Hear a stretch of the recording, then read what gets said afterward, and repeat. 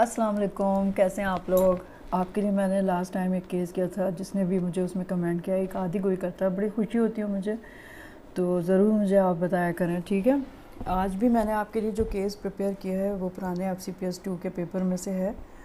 और अब चूँकि आपने मुझे बताया कि अब सारे सिर्फ MCQs आते हैं, लेकिन इतने सारे उसमें से आप हल कर सकते हैं अगर आप केसेस भी देखेंगे तो, ठीक है। तो केस नंबर 78 हो गया ये। और इसमें जो है उन्होंने पूछा था, अ 55-year-old man presented to his physician with symptoms of thyrotoxicosis, who put him on Numacazole 45 milligram per day for 2 years. The patient was kept on maintenance dose of 20 milligram per day for 2 years. In between, his CBC count was 4,000 per cubic millimeter, then 3,000, and then 2,800. This time he presented with high-grade fever with cough and sputum to his physician, who found him to be clinically euthyroid but with acute chest infection and a spleen of 8 centimeter below the costal margin. His liver was normal with normal LFTs. ठीक है। अब उन्होंने सवाल पूछे कि पहला है, name 5 investigations with justification. Number 2, what treatment modalities are available for this patient. ठीक है। अब डायग्नोसिस उन्होंने नहीं पूछी है। अब एक्चुअली इसमें आपको देखना ये है कि पेशेंट है 55-year-old का, जो थायरोटॉक्सिकोसिस का था। उसका फिजिशियन उसको न्यूमरकोजोल से ट्रीट कर रहा था, और जो है वो मेंटेनेंस डोज पे 20 मिलीग्राम पर डे था फॉर 2 ईयर्स से। और बतदरीज उसकी WBC काउंट डिक्रीज़ हो रही थी।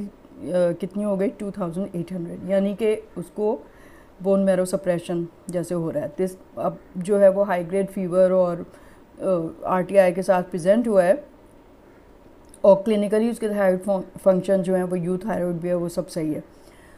तो चेस्ट इन्फेक्शन हुआ है। दूसरी चीज़ एग्जामिनेशन उन्होंने बताई है कि स्प्लीन उसकी 8 centimetre below the costal margin है। अब इसमें आपको कई चीज़ें कंसिडर करनी है। अगर 8 सेंटीमीटर स्प्लीन ना होती तो सिर्फ ये न्यूमरकोजोल जो वो ले रहा है ना, उसका साइड इफ़ेक्ट हो सकता है ना कि बोन मैरो सप्रेशन हो गया, और लिवर फंक्शन उन्होंने बताया कि नॉर्मल है। अब इस हिसाब से आपको सारी इन्वेस्टिगेशन जो है ना वो करानी होगी, जिसमें आप साइड इफ़ेक्ट ऑफ न्यूमरकोजोल भी करें, और जो स्प्लीन है एनलार्ज स्प्लीनोमेगैली जो हुई है उसको भी आप जस्टिफाई करें, ठीक है। तो हम देख लेते हैं। This case is concerning for antithyroid drug induced haematologic toxicity, particularly from carbimazole, जो न्यूमरकोजोल के नाम से मिलती है हमारे पास, with possible progression to agranulocytosis and an associated infection. उसकी वजह से हो गया agranulocytosis हुआ साइड इफ़ेक्ट कार्बिमाइजोल से, और फिर उसको जो है वो चेस्ट इन्फेक्शन हो गया। agranulocytosis from anti-thyroid drug is rare but it is life threatening, often presenting with fever and sore throat or infection. Patient को भी हमेशा बताना चाहिए जब ये आप स्टार्ट करते हैं तो अगर उसको गला ख़राब हो और फीवर हो जाए तो फ़ौरन दवा बंद करने की ज़रूरत है, और वो आके डॉक्टर को बताए। The splenomegaly also raises concern for an underlying haematologic disorder और क्रॉनिक इन्फेक्शन। अब एक तो साइड इफ़ेक्ट हो सकता है कि न्यूमरकोजोल का हो गया, कार्बिमाइजोल का। दूसरे जो स्प्लीनोमेगैली है उसकी वजह से आपको हो सकता है कि कोई हेमेटोलॉजिक ही उसको डिसऑर्डर हो, ठीक है। तो वो भी आपको फिर रूल आउट करना पड़ेगा। 5 की इन्वेस्टिगेशन उन्होंने पूछी हैं। तो पहले तो आप कंप्लीट ब्लड काउंट करा लीजिए with differential to confirm neutropenia और agranulocytosis, a known serious adverse effect of carbimazole. His prior declining WBC trend 4,000 2,800 जो पिछला उसका चला आ रहा है, इज़ हाईली सस्पिशियस, ठीक है, कि उसको बोन मैरो सप्रेशन होता जा रहा है। नंबर 2, आप पेरिफेरल ब्लड स्मेयर करा लेंगे। It helps assess cell morphology and rule out conditions like leukaemia, aplastic anaemia और other marrow pathologies. Can show absence और सीवियर रिडक्शन ऑफ ग्रैनुलोसाइट्स, ठीक है, ये आपने करा लिया। तीसरा जो है बोन मैरो एग्जामिनेशन बहुत ज़रूरी है। मतलब अगर स्प्लीनोमेगैली नहीं होती तो बोन मैरो एग्जामिनेशन शायद आप ना कराते, सिर्फ दवा बंद कर देते और फिर पेशेंट को फॉलो करते, ठीक है, और चेस्ट इन्फेक्शन ट्रीट कर देते। तो आप बोन मैरो एग्जामिनेशन में एस्पिरेशन बायोप्सी करा सकते हैं to differentiate between drug induced marrow suppression या marrow infiltration, for example leukaemia और lymphoma. Important because of splenomegaly which is atypical for drug induced agranulocytosis. अगर सिर्फ ड्रग इंड्यूस्ड हो तो स्प्लीनोमेगैली तो नहीं होगी ना. Number 4 blood and sputum culture, जो उसको सेकेंडरी इन्फेक्शन हुआ हुआ है उसको भी तो आपने ट्रीट करना है. He has high grade fever with respiratory symptoms, so identifying the positive organism is essential. Number 5 आप चेस्ट एक्सरे कराइए to evaluate the extent of chest infection. Pneumonia है, लंग एब्सेस है, क्या है, important given cough, sputum and fever.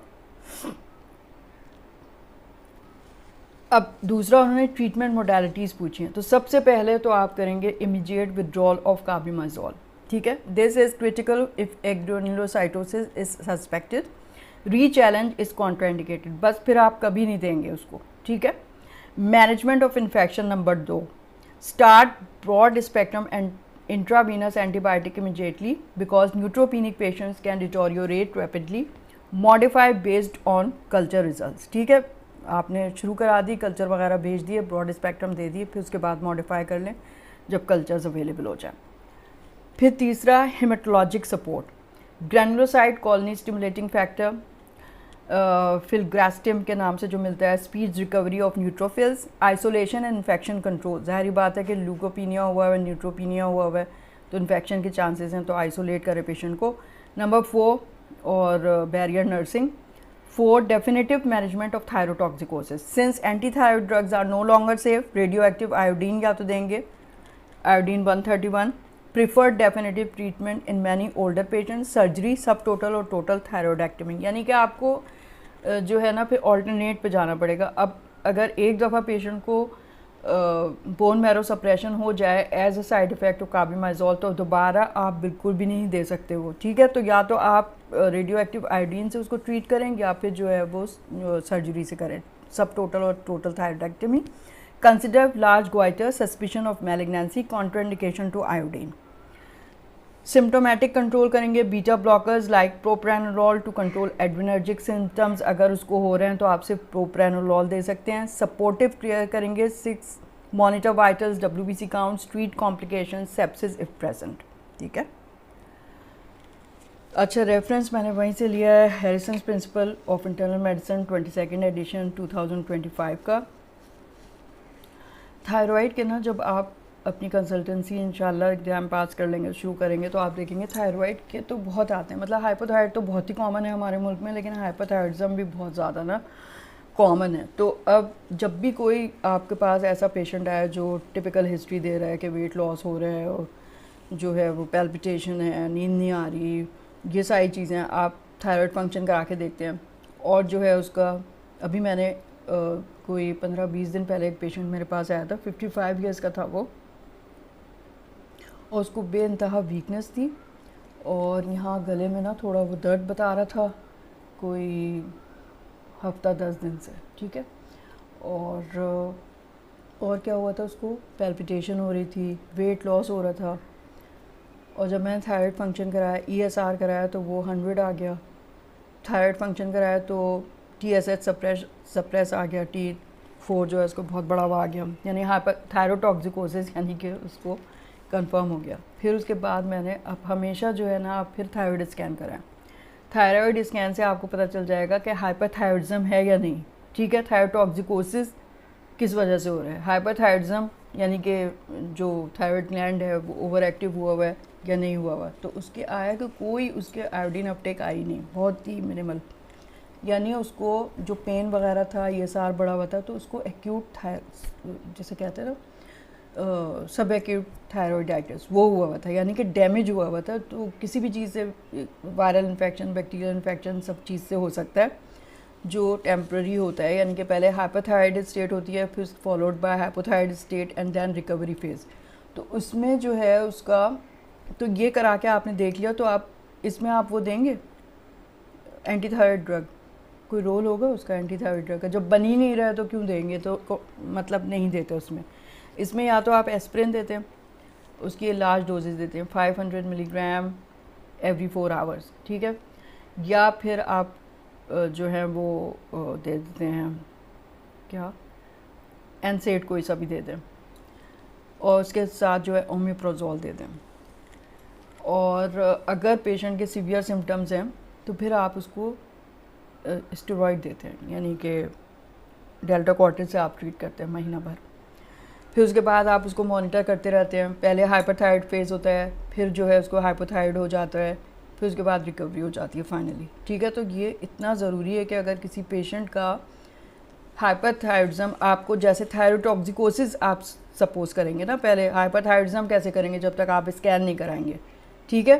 तो scan करा के आप देख लें, अगर बढ़ा हुआ मतलब आयोडीन की अपटेक इंक्रीज़ आ रही है तो इसका मतलब है हाइपरथायरॉयडिज्म हुआ है, बन रहा है ज़्यादा हार्मोन, तो देंगे आप एंटी थायरॉयड ड्रग यानी कि कार्बिमazole और प्रोपाइल थायरोसिल। अदरवाइज़ अगर उसको सब एक्यूट थायरॉयडाइटिस है तो उसको तो डैमेज हो चुका है ग्लैंड, और उसका जो बना हुआ था थायरोग्लोबुलिन के अंदर उसका ये सारा थायराइड हार्मोन, वो सारा जो है ना ब्लड में आ गया, ठीक है। तो बन नहीं रहा है लेकिन ये ब्लड में आ गया, उसको टैकल करना है तो आप उसको फिर बीटा ब्लॉकर देंगे, प्रोप्रेनॉल से उसको ट्रीट करेंगे और एस्प्रिन या एनसेड देंगे, और फिर उसके बाद फॉलो करेंगे।